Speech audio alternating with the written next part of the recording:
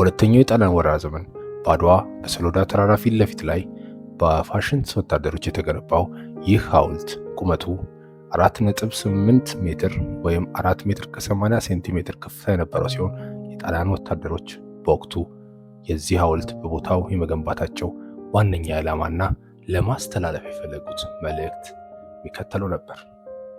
መጀመሪያው በ1888 ዓ.ም አድዋ ላይ የደረሰባቸውን ሽንፈት በውስጣቸው ለነበረው ቁጭትና እፍረት ማካካሻ ይሆናል ብለው በማሰብ ነው።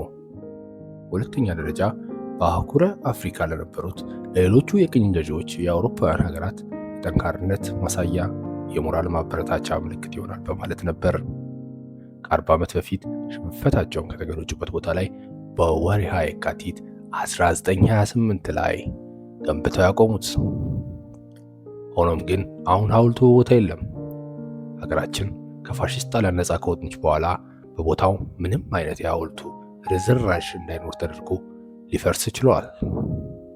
ክብርና ሞገስ ከወራሪ ነፃ ሀገር ላስረከቡ ጀግኖች አርበኞቻችን። አዲስ አድማስ ጋዜጣ ጥቅምት 16 2016 ዓመተ ምህረት